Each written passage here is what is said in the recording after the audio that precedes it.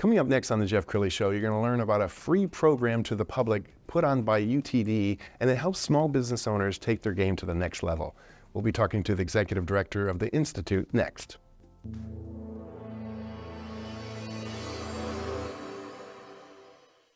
Many are predicting that the worst is yet to come, which is unfortunate, said one person here. Until now, they've enjoyed the reputation of being the nation's icebox. Watched a burglar in his home this morning by webcam. As a journalist of over 25 years, stories are what make my world turn. Reporting live from the Dallas newsroom tonight, Jeff Crilley, Fox 4 News. But in 2008, I took the jump from my familiar life and started a PR firm from my home. We're talking about anyone with a camcorder like the one I'm using becomes a television network. We started slowly growing the company, and we now have over 100 clients, and we've branched into the world of live digital broadcasting. I now own 8 different TV studios and have a huge team, and the stories that I now get to share are sometimes the most important of my life. Life has a funny way of coming around full circle. This is the Jeff Crilley Show. Well, a couple of months ago, I had the honor of serving on a panel at UTD, and I was just so struck with the program and how they're making outreaches into the community that I had to have the executive director of the Institute on my show. Carol Marcus-Rehtmeyer is in studio. She's with UT Dallas Institute for Innovation and Entrepreneurship. Thanks for coming on the show. Thank you so much for having me here. Absolutely, and you brought me in to serve on a panel, and I'm speaking to business owners, and I was speaking specifically on marketing and branding, but you have so many different tracks, don't you? That's right. The goal of the program is to make sure that we really inspire, encourage, engage, and educate our community and help them be successful in our community. We hope they come back and be a part of our university. I love it. I was very impressed. Tell us the name of the program. The program's called the Community Business Booster, and it's the UT Dallas Community Business Booster. We hold it at the Richardson UT Dallas IQ Center. And it is a very cool center. We're going to show you some pictures of that in a minute. But I want to talk a little bit about the Institute in general. It's been around since 2006, and you guys are growing by leaps and bounds, aren't you? That's true, and we're looking to do so much more in the community, more for our students, for our faculty, and even those who come back as alumni. So yes, we're growing. We're doing lots of really exciting things. Outstanding, and you guys made a really nice video. Let's go ahead and roll that now. We like to make fundamental scientific discoveries, but we're most excited when these fundamental discoveries lead to inventions that can be used by humankind. We make a tremendous effort to move innovations from the bench towards the marketplace. The world is at a point where it absolutely requires that public institutions do more than educate the next generation. They have to be part of the economic development that goes on both regionally and internationally, for that matter. I am sure that we will continue to be an economic engine for the region. I fully expect UT Dallas to always be on that path of innovation. Together with our partners, we will create a future that benefits us all. What we do is we take these fibers and insert so much twist in them that they coil. And these coiled muscle fibers are actually used for these comfort adjusting jackets, which increase their insulating ability as it gets colder. What we're doing is we're printing structures layer by layer, but in the same material, we can basically control how stiff that material is just by controlling the geometry, the chemistry, the interfaces. And so this has spawned a whole industry of building parts for cars, for planes, for medical devices. People come here with the idea of creating their own future, but doing so now.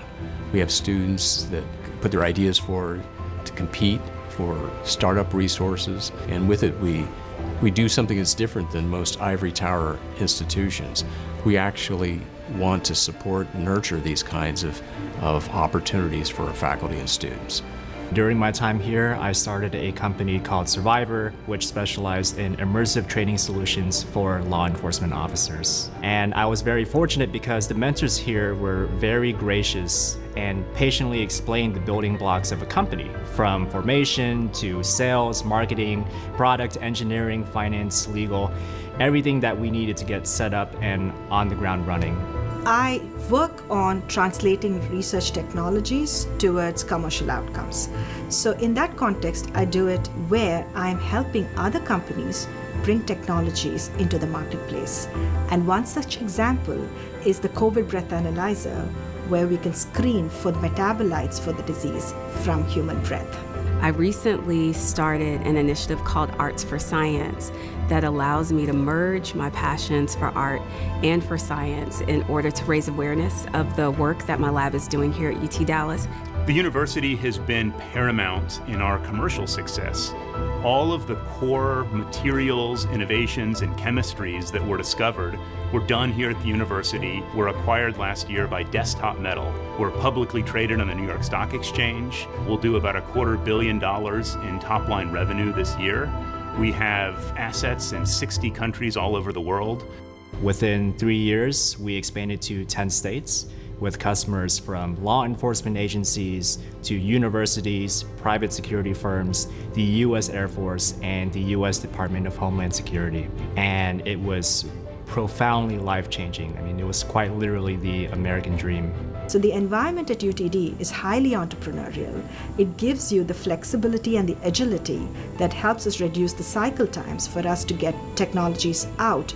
About half of my 106 issued U.S. patents were because of work and inventions we made at UTD. We have a team of patent lawyers who help with this process, help ensure that these patents are issued in a timely way.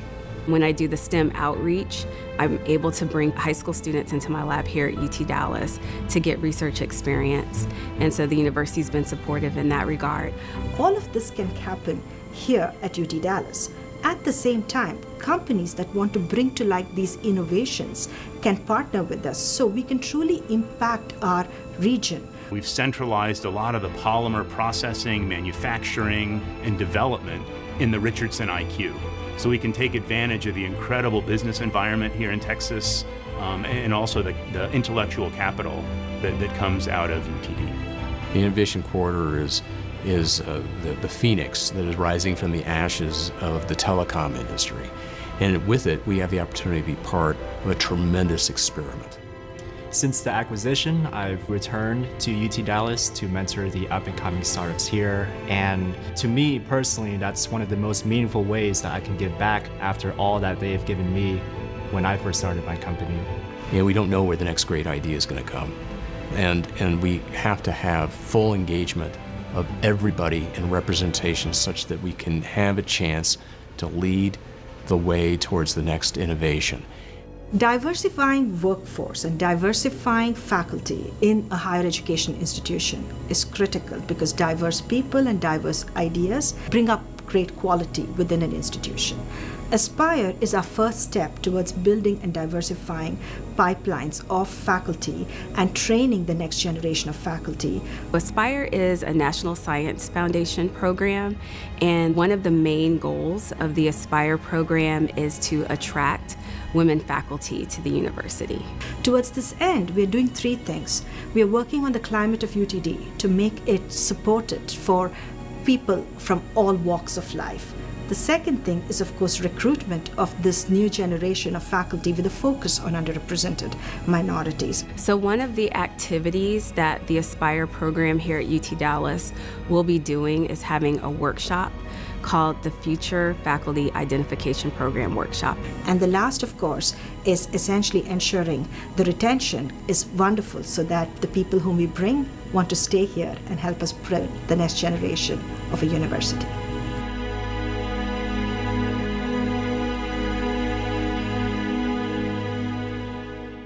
Wow, it's so innovative, and I love it that you're doing such a community outreach because there's a lot of colleges and campuses across North Texas that are not doing this kind of outreach. Tell us why you do that. Well, it's important to do programs that are going to be meaningful to the community. We want them engaged, we want them successful. Their success is our success, and we really feel it's our obligation as a university to make sure that our community around us is as successful as the university itself.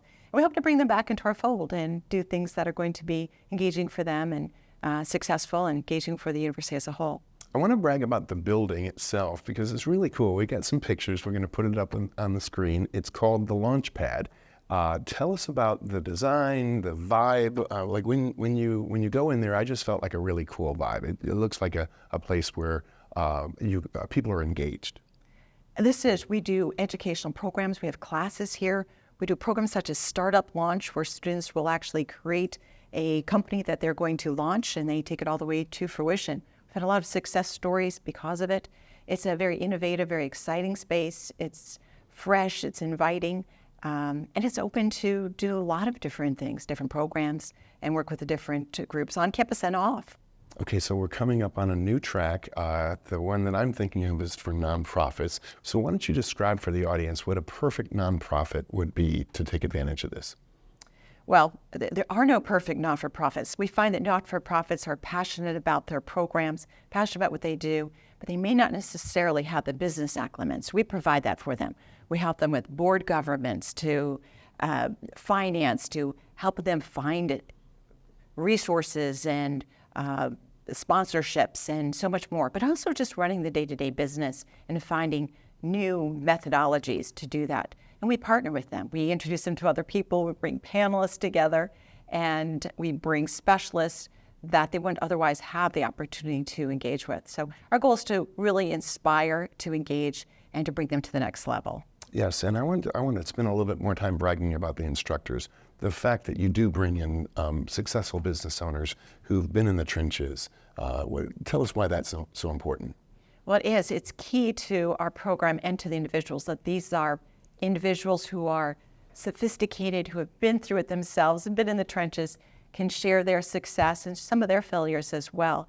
Our goal is to help those individuals with these companies avoid some of the mistakes that they have made, that we have made as leaders, and make them as successful as possible. So it's really key to have some incredible people, and we do. We have some extraordinary individuals who come, who run multi-million-dollar businesses, who are leaders in media such as yourself, or marketing, promotion, finance, law, and much more. Absolutely. We're going to put up the program website so people know how to get in touch with you guys. And you are also getting some help from the Small Business Administration. Is that right? That's right. We're able to put this program on through a collaborative program and a sponsorship and funding from the Small Business Administration. So we're hoping that we can impress them, continue that effort, and continue this program for quite some time. Okay, we talked a little bit about the nonprofit track. What are some other tracks? The next track will be startups for those individuals who have ideas that they would like to try out. This is for you. This is startups who want to try an idea and bring it to fruition. Following startups, we'll start the whole cohort again. And so the following year, we'll start again with retailers, service-oriented companies, and then not-for-profits, and then finally the startup organizations and companies. Sure. And I was so impressed with the quality of the folks who were there that I actually have had a couple of them on my show since that evening when I was on your panel. You're attracting really high-quality people, aren't you? That's true. We are just blown away by the level of individuals and companies that come to us who are already making successful business opportunities and doing a number of things. But we open up the doors to so much more. And as you mentioned, Jeff, on your program, you brought in an individual who was able to meet you and take his program to the next step. We have individuals who are now getting into major retailers they wouldn't have had the impetus to do prior. They are working through different legal and other aspects of their business that can keep them out of harm's way, and so much more. So it's a very exciting program. It's exciting to have so many really qualified, amazing individuals from all walks of life and business types participate in the program. So it's truly an honor, and we're so thrilled to do it. We decided to add an alumni track. So now those who have been participants get to come back and get to participate with us as alumni. We want to follow their stories and their success. I love it. And how doing it for free, that still kind of blows me away, because the session that I attended, I mean, the experience was so rich that other institutions might be charging thousands and thousands of dollars for this kind of knowledge. That is true. And we're fortunate being a university that we're forward thinking in terms of ways to help the community. And we are so thrilled to have this grant from the Small Business Administration so we can afford to make it free. Our hope is that by making it free, we're bringing in individuals who might be concerned about the finance aspect of it, but be successful and come back and be a good partner with us, the university, for a long time. Okay, we're almost out of time. So final thoughts. What would you like to leave somebody if they're watching right now saying, man, I might need to take advantage of that? Why don't you give them some words of encouragement? Well, I would say not only is this program substantial in helping you every way we can to encourage, grow, develop, give you those resources, introduce you to people you wouldn't otherwise meet. So it'll be hugely successful in helping you with your growth. But in addition to that, we're a university and we have some amazing programs. We have a MSIE degree program, we have certificates and so much more. So if you already have a successful business, don't feel the cohort is for you. We do have academic programs we would love to get you engaged in that are really quite phenomenal. And the professors and those who teach come from industry, they come from other aspects that would be quite helpful for business growth. So we hope you participate in other ways as well. Outstanding. You've been an amazing guest. We're going to leave you with the Institute's website. We'll put it on the screen and hold it there for a couple seconds so you can write that down. Carol Marcus-Rehtmeyer, thanks for coming on the show. Thank you. Let me do that tag again. Carol Marcus-Rehtmeyer, thanks for coming on the show. Thank you so much. It was a pleasure. You bet. That's it for now. We'll see you next time.